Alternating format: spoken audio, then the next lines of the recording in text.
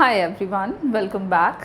आज के क्लास में बात करेंगे लास्ट क्लास में डिस्कस कर रहे टॉपिक के कॉजेज़ के बारे में, यानी कि इन्वायरमेंटल डिग्रेडेशन जो है इंडियन इकोनॉमी में, जो एक इन्वायरमेंटल डिग्रेडेशन की समस्या डे बाय डे बढ़ती जा रही है, उसके पीछे का कारण क्या है, क्यों इंडिया में इन्वायरमेंटल डिग्रेडेशन बढ़ता जा रहा है और इसको हम कैसे कंट्रोल कर सकते हैं, ये सारी बातें हम लोग आज के क्लास में डिस्कस करेंगे। चलिए शुरू करते हैं। Causes of environmental degradation.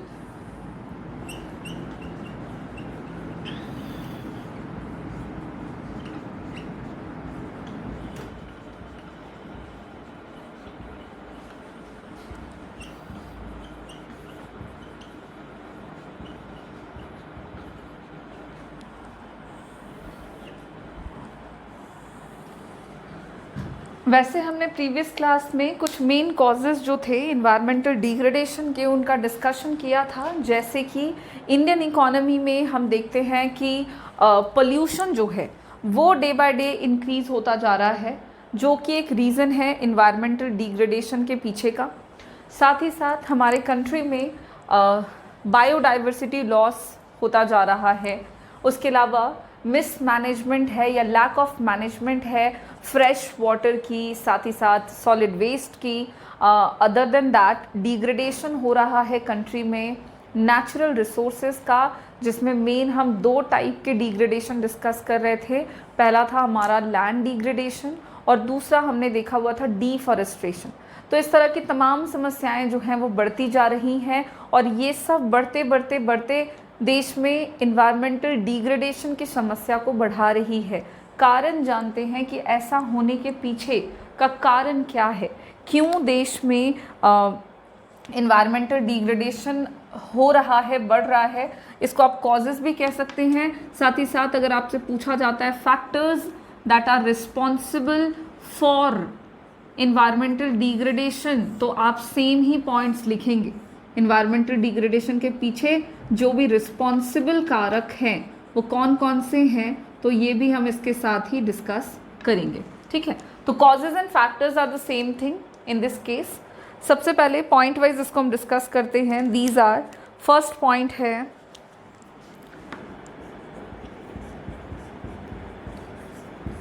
High growth rate of population. Indian economy के एनवायरनमेंट के ऊपर होने वाले नुकसान का सबसे पहला कारण है कि कंट्री में आप देखोगे कि पॉपुलेशन जो है वो डे बाय डे काफ़ी ज़्यादा मात्रा में बढ़ता जा रहा है। हमारे कंट्री में, इंडिया में, पॉपुलेशन एनुअली 2% से ग्रोथ करता है। पॉपुलेशन ग्रोथ इंडिया में एनुअली 2% है, जिसको आप अप्रॉक्स समझ सकते हैं कि दुगनी तेज़ी से जनसंख्या जो है हमारे देश में बढ़ता जा रहा है। अब जनसंख्या जो बढ़ रहा है तो इसका इम्पैक्ट ये पड़ रहा है कि जो लैंड है हमारे कंट्री में, जितने भी लैंड एरियाज़ हैं, साथ ही साथ जितने भी अदर रिसोर्सेज हैं, उसके ऊपर पॉपुलेशन का एडवर्स इम्पैक्ट देखने को मिलता है। क्योंकि जनसंख्या बढ़ती जाएगी तो बढ़ती जनसंख्या की ज़रूरतों को भी पूरा करना होगा। ज़रूरतों को पूरा करने के लिए प्रोडक्शन बढ़ाना पड़ेगा, क्योंकि लोग कंजम्पशन बढ़ाएंगे। जितने भी लोग दुनिया में आ रहे हैं तो उनकी ज़रूरतें हैं, ज़रूरतों को पूरा करने के लिए वो क्या करेंगे, कंजम्पशन करेंगे। और कंजम्पशन जितना ज़्यादा करेंगे उतना ही ज़्यादा प्रोडक्शन बढ़ाना पड़ेगा। प्रोडक्शन जितना ज़्यादा बढ़ेगा हमारे नेचुरल रिसोर्सेज पर इस बात का एडवर्स इम्पैक्ट पड़ेगा और देश में हमारे जो एक्सट्रैक्शन है रिसोर्सेज का, यानी कि नेचुरल रिसोर्सेज का जो हम इस्तेमाल करते हैं, एक्सट्रैक्शन ऑफ रिसोर्सेज, वो क्या हो जाएगा, वो इंक्रीज़ हो जाएगा comparison to regeneration of resources.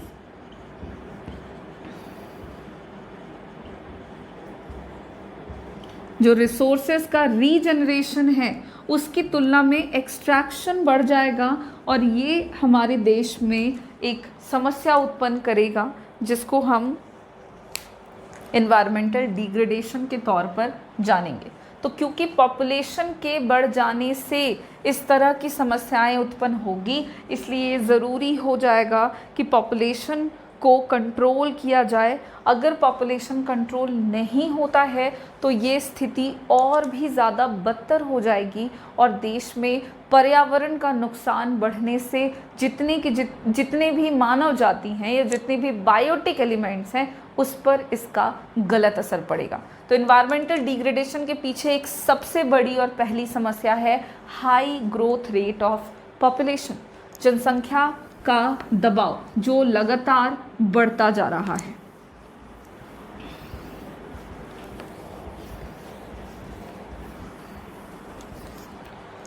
Next point की बात करें हम, और क्या रीज़न है भाई, तो अगला कारण है इंक्रीजिंग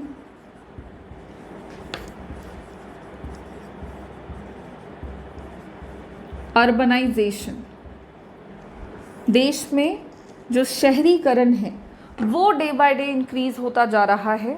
जैसे जैसे देखिए पॉपुलेशन बढ़ता जा रहा है वैसे वैसे आप देखोगे कि लोग जो हैं वो अपनी जीविका को चलाने के लिए रूरल एरियाज़ में, अगर पॉपुलेशन बढ़ रहा है तो लोग माइग्रेट कर जाते हैं रूरल एरियाज़ से अर्बन एरियाज़ की तरफ, जिसके कारण हो क्या रहा है कि अर्बन एरियाज़ में जो पॉपुलेशन है वो बढ़ता जा रहा है और इन सब से जो इन्वायरमेंटल रिसोर्सेज हैं उसके ऊपर प्रेशर बन रहा है और जो डिमांड है लोगों का इन्वायरमेंटल रिसोर्सेज के मामले में वो बढ़ता जा रहा है। क्यों?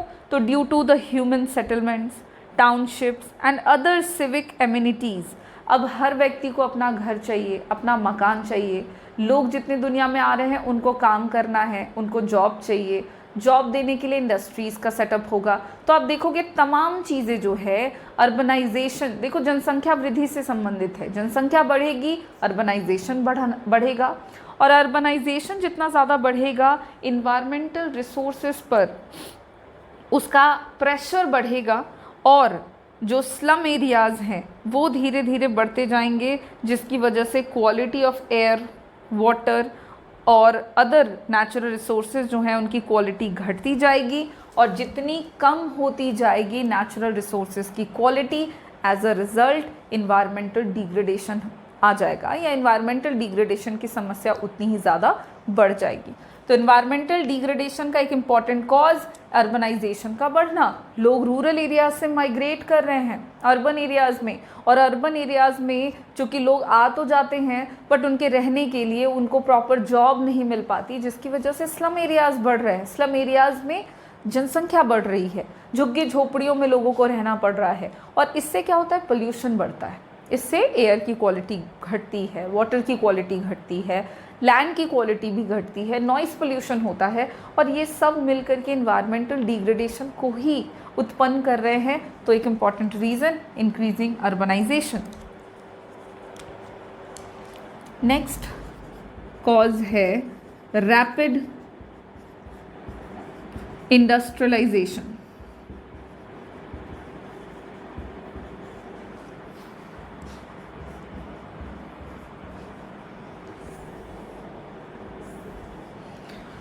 देखिए इंडस्ट्रियलाइजेशन की भी डिमांड है कंट्री में। अगेन सारे पॉइंट्स एक दूसरे से रिलेटेड हैं।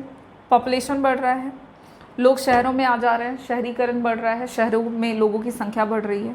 अब लोगों को जॉब चाहिए।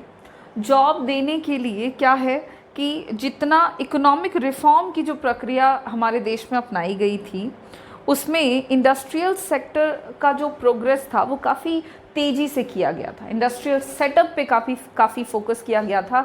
चाहे हम लिबरलाइजेशन की पॉलिसी की बात करें, प्राइवेटाइजेशन की बात करें या हम ग्लोबलाइजेशन की बात करें, चूँकि हमने ये पढ़ रखा है तो हम ये बातें समझ रहे हैं, बहुत डिटेल में वहाँ नहीं जाना एलपीजी पे। तो उन तमाम पॉलिसीज़ में आप देखोगे कि एक ही चीज़ पे काफ़ी फोकस किया गया है, that will be the increase और the growth of industries in the economy. अब इंडस्ट्रीज़ के ग्रोथ को फोकस तो कर लिया गया जिससे कि एक अच्छा इकोनॉमिक ग्रोथ जो है वो हमने अचीव किया। इससे धीरे धीरे क्या हुआ, काफ़ी तेज़ी से इंडस्ट्रियलाइजेशन बढ़ा। लेकिन ये इंडस्ट्रियलाइजेशन काफ़ी अनप्लान्ड तरीके से हुआ, कोई प्रॉपर प्लानिंग नहीं करी गई देश में कि हम ऐसी इंडस्ट्रीज़ का सेटअप करें जो इन्वायरमेंट को हार्म कम से कम करे, ऐसा कुछ प्लान नहीं हुआ। इंडस्ट्रियलाइजेशन एक तरफ कर दिया जो कि टोटली अनप्लान्ड रहा, unplanned in the sense of environment को होने वाले नुकसान के लिए कोई भी प्लानिंग नहीं करी गई, जिसका असर ये पड़ा देश में कि हमारे देश में air pollution, water pollution, noise pollution, इस तरह की समस्याएं जो हैं वो बढ़ गई। तो इससे हुआ ये कि industrial waste, chemical, smoke etcetera, इन सब ने काफ़ी ज़्यादा हेल्थ प्रॉब्लम्स को क्रिएट कर दिया। क्योंकि पोल्यूशन बढ़ेगा तो प्रॉब्लम्स बढ़ेंगे, प्रॉब्लम्स सिर्फ एक ही तरह का नहीं बढ़ेगा, उससे वैरायटी ऑफ प्रॉब्लम्स जनरेट होते हैं, लोगों का हेल्थ इम्पैक्ट होता है, लोगों के पॉकेट पे बर्डन ज़्यादा पड़ता है, लोगों को उसका ट्रीटमेंट के लिए और ज़्यादा अपॉर्चुनिटी कॉस्ट पे करना पड़ता है। तो इस तरह की समस्याएं बढ़ी और इन सब से हुआ ये कि कंट्री में चूँकि वैरायटी ऑफ पोल्यूशन जो है वो बढ़ने से इन्वायरमेंटल डिग्रेडेशन की समस्या वर्तमान समय में काफ़ी ज़्यादा पीक पे है, बढ़ गई है। क्यों? क्योंकि देश में इस तरह की एक्टिविटीज़ को परस्यू किया गया। तो ये भी एक इम्पॉर्टेंट रीज़न है इंडिया में इन्वायरमेंटल डिग्रेडेशन के पीछे। अगला कारण है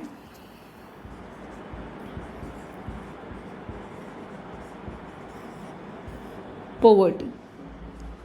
देखिए, गरीबी भी एक समस्या है देश में इन्वायरमेंटल डिग्रेडेशन को बढ़ावा देने के पीछे। कैसे? तो गरीबी हमारे कंट्री में काफ़ी ज़्यादा वाइड स्प्रेड है, काफ़ी ज़्यादा फैली हुई है चारों ओर। अब गरीबी इतनी ज़्यादा है कि लोगों के पास अपने बेसिक नीड्स को भी फुलफ़िल करने के लिए जो अवेलेबिलिटी होनी चाहिए रिसोर्सेज की, वो नहीं है। अब इस स्थिति में जो पुअर पीपल होते हैं वो अपने लाइवलीहुड को चलाने के लिए क्या करते हैं कि इन्वायरमेंटल रिसोर्सेज पे डिपेंडेंट हो जाते हैं। चूँकि उनको पॉवर्टी है, विच मीन्स लोगों के पास पैसे नहीं है। पैसे क्यों नहीं है? लोगों के पास जॉब नहीं है। अब लोगों के पास जॉब सबको मिल पाना मुश्किल है क्योंकि पॉपुलेशन बहुत ज़्यादा बढ़ रहा है। अब इन सारे केसेस में होता ये है कि कंट्री में पोल्यूशन बढ़ता है, तो क्योंकि सबको जॉब मिल पाना मुश्किल है, इस वजह से होता यह है कि लोग अपनी ज़रूरतों को, स्पेशली पुअर पीपल जो होते हैं, वो फेल हो जाते हैं जॉब फाइंड करने में।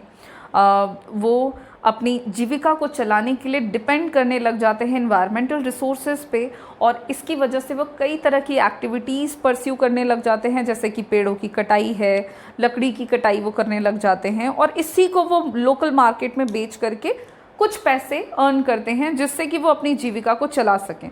बहुत सारे लोग जो होते हैं वो क्या करते हैं कि जिनके पास स्मॉल प्लॉट्स होता है लैंड का, वो उसमें इंटेंसिवली बिना किसी वरी के प्रोडक्टिविटी को इन्हांस करने के लिए कई तरह के केमिकल्स का इस्तेमाल करते हैं, कई तरह के ऐसे चीज़ों का इस्तेमाल कर लेते हैं फॉर द प्रोडक्शन एक्टिविटीज़, जिससे कि इन्वायरमेंट का डायरेक्टली नुकसान होता है। और इन सारे केसेस में इन्वायरमेंट को ही नुकसान झेलना पड़ता है। रीज़न चाहे जो भी हो, गरीबी हो या कुछ भी कारण हो, नुकसान इन्वायरमेंट का होता है और इन्वायरमेंटल डिग्रेडेशन की समस्या देश में बढ़ती है।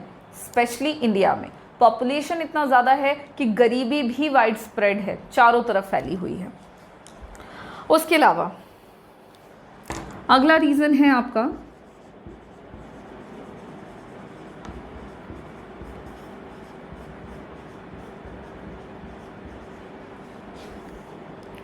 इंक्रीज इन पोल्यूशन। देखो, आप सारे पॉइंट्स को नोटिस करोगे तो सारे एक दूसरे से रिलेटेड हैं, ठीक है। पोल्यूशन के बारे में हम लोगों ने हमारे लास्ट क्लास में डिस्कस किया हुआ है। हार्मफुल सब्सटेंसेस जो मिक्स हो जाते हैं हमारे इन्वायरमेंट में, तो वो पोल्यूशन क्रिएट करते हैं, ठीक है। एयर पोल्यूशन है, वाटर पोल्यूशन है, नॉइस पोल्यूशन है। तो एयर पोल्यूशन की बात करो, ये कैसे बढ़ रहा है? तो जितने भी व्हीकल्स हैं, देखो लोगों की संख्या जितनी ज़्यादा बढ़ रही है, लोग अपने कंफर्ट को बढ़ाने के लिए और भी कई तरह के एक्टिविटीज़ को पूरा कर रहे हैं। व्हीकल्स का इस्तेमाल काफ़ी ज़ोरों शोरों से किया जाता है। इंडस्ट्रीज़ तो है ही एक तरफ जो कि स्मोक रिलीज़ करते हैं, बट दूसरी तरफ व्हीकल्स भी एक मेजर कॉज हैं इंडिया में एयर पोल्यूशन को बढ़ाने के पीछे के। तो नंबर ऑफ व्हीकल्स जितने ज़्यादा बढ़ेंगे एयर पोल्यूशन उतना ही ज़्यादा बढ़ेगा और इससे देश में इन्वायरमेंटल डिग्रेडेशन की समस्या भी बढ़ती है। वहीं दूसरी तरफ वाटर पोल्यूशन की बात करो तो जो प्रेजेंस है organic, industrial waste, physical substances, ये सब क्या करते हैं, वाटर की क्वालिटी में को घटाते हैं, उनकी अवेलेबिलिटी इन द वाटर की क्वालिटी को घटाते हैं, जो कि soil erosion, minerals of rocks or natural sources होता है जो कि वाटर पोल्यूशन को क्रिएट करता है और ये सब अल्टीमेटली इन्वायरमेंटल डिग्रेडेशन की समस्या को बढ़ावा देते हैं। नॉइस पोल्यूशन में कई तरह के ऐसे नॉइसेज हैं जैसे कि sound of wind, ocean, machines, automobiles, explosives, ये सब नॉइस पोल्यूशन क्रिएट करते हैं और इन सब से इरिटेशन और अनॉयंस जो है वो बढ़ता है और ये सब इन्वायरमेंटल डिग्रेडेशन की समस्या को मिलकर बढ़ा देते हैं और ये इंडियन इकोनॉमी में काफ़ी फ्रीक्वेंट होता जा रहा है। नेक्स्ट कारण की बात करें तो अगला रीज़न है increase in the use of fertilizers, pesticides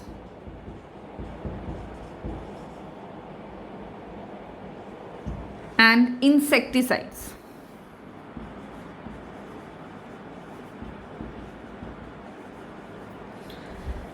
इस तरह के जो आपकी एक्टिविटीज़ हैं कंट्री में, क्या है कि एग्रीकल्चरल प्रोडक्टिविटी को बढ़ाने के लिए केमिकल फर्टिलाइजर्स हो गए, आपके इंसेक्टिसाइड्स हो गए, पेस्टिसाइड्स हो गए, इनका इस्तेमाल काफ़ी ज़्यादा प्रेजेंट टाइम पे किया जा रहा है जिसका एडवर्स इम्पैक्ट हमारे इन्वायरमेंट पे पड़ता है, जिससे कि सॉइल इरोजन हो रहा है, कई तरह के अदर एडवर्स इम्पैक्ट पड़ते हैं फर्टिलिटी ऑफ सॉइल पर, सॉइल की फर्टिलिटी इससे घटती जा रही है, उसकी गुणवत्ता, उर्वरक क्षमता कम हो रही है। वर्तमान समय में जब आप इन फर्टिलाइजर्स का इस्तेमाल करते हो तो ये एक बार आपके प्रोडक्टिविटी को ज़रूर बढ़ा देते हैं, लेकिन लॉन्ग टर्म की बात अगर करें तो इन केमिकल फर्टिलाइजर्स का एडवर्स इम्पैक्ट पड़ता है सॉइल की फर्टिलिटी पे। फार्मिंग टेक्निक जो हमारे देश में है जिसको अपनाया जा रहा है इन द एग्रीकल्चरल सेक्टर, वो इन्वायरमेंटल फ्रेंडली नहीं होने के कारण देश में कई तरह के प्रॉब्लम्स जनरेट हो रहे हैं और उन सब का अल्टीमेट इम्पैक्ट देखने को ये मिलता है कि कंट्री में इन्वायरमेंटल डिग्रेडेशन जो है वो बढ़ता जा रहा है। तो ये भी एक समस्या है कि इन्वायरमेंटल डिग्रेडेशन जो है वो आखिर इतना ज़्यादा कैसे बढ़ रहा है। तो पीछे का कारण है कि हमने कई तरह की ऐसी एक्टिविटीज़ अडॉप्ट कर रखी है जिससे कि हम अपने इन्वायरमेंट को नुकसान पहुंचाने के अलावा और कुछ भी नहीं कर रहे हैं। अगला रीज़न है massive overuse and misuse of environmental resources. जितने भी पर्यावरणीय संसाधन हैं उनका इस्तेमाल काफ़ी मैसिव तरीके से और काफ़ी ओवर यूज़ हम कर रहे हैं। सबसे पहले आप समझ लें ओवर यूज़ का मतलब क्या हुआ। तो ओवर यूज़ का मतलब हुआ कि जो डिमांड है इन्वायरमेंटल रिसोर्सेज का वो ज़्यादा है इन्वायरमेंटल रिसोर्सेज के सप्लाई से। Over use means demand for environmental resources is more than their supply, इसको कहते हैं ओवर यूज़, जो कि हो रहा है। ये कई तरह के प्रॉब्लम्स को बढ़ा रहा है, जैसे कि डिफॉरेस्टेशन देख लो आप, लैंड डिग्रेडेशन की समस्याएं आप देख लो, ये सब ओवर यूज़ के कारण होती है। जनसंख्या इतनी ज़्यादा बढ़ रही है, सारे लोगों को अपनी ज़रूरतों को पूरा करना है और साधन जो हैं, संसाधन जो हैं वो सीमित हैं। इस स्थिति में लोग अपनी ज़रूरतों को पूरा करने के लिए जंगलों की कटाई करके घर बना ले रहे हैं, खेतों में लोग घर बना ले रहे हैं, इंडस्ट्रीज़ का सेटअप कर ले रहे हैं। तो this is called over use. आप ओवर एक्सेसिव यूज़ कर रहे हैं नेचुरल रिसोर्सेज का जितना कि उसका सप्लाई है। वहीं दूसरी तरफ अगर मिसयूज़ की बात करें तो मिसयूज़ का मतलब हुआ कि आप एनवायरनमेंट को प्रोटेक्ट नहीं कर रहे, आप उसको हार्म कर रहे हैं। हार्म आप कर रहे हैं कैसे? तो कई सारे हार्मफुल गैसेस हैं, सब्सटेंसेस हैं, कंपाउंड्स हैं जिनका इस्तेमाल बड़े रेगुलर बेसिस पे किया जाता है। और जैसे कि आपने अभी अभी देखा 6 पॉइंट में कि एग्रीकल्चर सेक्टर में इस तरह के केमिकल फर्टिलाइजर्स का इस्तेमाल काफ़ी बढ़ चुका है। इसका असर हमारे एनवायरनमेंट पर ये पड़ रहा है कि एनवायरनमेंट का नुकसान हो रहा है, that is known as misuse. आप नुकसान पहुंचा रहे हैं एनवायरमेंटल रिसोर्सेज को। और इन सब से क्या होता है कि जो मिसयूज़ होता है एनवायरमेंटल रिसोर्सेज से तो उसका एडवर्स इम्पैक्ट भी पड़ता है। और एडवर्स इम्पैक्ट का अगर एग्जाम्पल हम जानना चाहें तो हम देख सकते हैं ग्लोबल वार्मिंग, हम देख सकते हैं ओजोन डिप्लीशन। इस तरह की जो समस्याएं हैं वो मिसयूज़ ऑफ एनवायरमेंटल रिसोर्सेज के कारण है। आप देखो वेदर कैसे चेंज होता जा रहा है, इकोनॉमी का किस तरह की स्थिति पहले हुआ करती थी, मौसम कैसा होता था, अब कैसा है। ये सब इसलिए चेंज हो रहा है बिकॉज हमारे कंट्री में जो रिसोर्सेज हैं उनका हमने मिसयूज़ करना शुरू कर दिया है, उनका हमने ओवर यूज़ करना शुरू किया है। रिजल्ट के तौर पर हमें इस तरह की समस्याएं देखने को मिलेंगी और ये सब मिल करके इन्वायरमेंटल डिग्रेडेशन को बढ़ाते हैं कंट्री के अंदर। तो ये कुछ रीज़न है इंडिया में इन्वायरमेंटल डिग्रेडेशन के कि इन्वायरमेंटल डिग्रेडेशन इतना कैसे बढ़ रहा है, क्यों बढ़ रहा है। तो रीज़न उसके पीछे के ये कुछ पॉइंट्स हैं जिनको आप अपने शब्दों में लिख सकते हो डील करते हुए और आसानी से आप इसको याद रख सकते हैं। देखो सारे पॉइंट्स रिलेटेड हैं। पॉपुलेशन बढ़ेगा तो अर्बनाइजेशन भी बढ़ेगा, ज़रूरतों को पूरा करने के लिए इंडस्ट्रीज़ का सेटअप करना पड़ेगा, जॉब नहीं मिलेगी तो गरीबी बढ़ जाएगी, गरीबी नहीं होगी तो लोग क्या करेंगे, पोल्यूशन फैलाएंगे, पोल्यूशन फैलाएंगे कैसे, तो भाई एग्रीकल्चर सेक्टर में और ज़्यादा प्रोडक्शन करेंगे with the use of chemicals, fertilizers, pesticides. और इन तरह के हार्मफुल चीज़ों का इस्तेमाल करना ही ओवर यूज़ है और मिसयूज़ है नेचुरल रिसोर्सेज का। तो सारे पॉइंट्स को आप बिल्कुल इस तरह से याद रखेंगे और कॉजेज़ ऑफ एनवायरमेंटल डिग्रेडेशन के पूछे जाने पर आप इस तरह से अपने सवाल के जवाब को लिख सकते हैं। नेक्स्ट क्लास में हम जानेंगे कि कैसे ठीक कर सकते हैं इन्वायरमेंटल डिग्रेडेशन की समस्या को। देखो बहुत ही सिंपल होने वाला है। प्रॉब्लम्स तुमने यहाँ पे देख लिए, कॉजेज़ तुमने यहाँ पे देख लिए हैं। कॉजेज़ को ठीक कर दो तो सोल्यूशन है। तो सोल्यूशन पे हम डिस्कशन हमारे नेक्स्ट क्लास में करेंगे और फिर पहुँच जाएंगे इस चैप्टर के लास्ट टॉपिक पे जो कि है सस्टेनेबल डेवलपमेंट, जिसके फिनिश होने के साथ साथ हमारा ये चैप्टर खत्म हो जाएगा और यूनिट नंबर 7 भी फिनिश हो जाएगा। Thank you.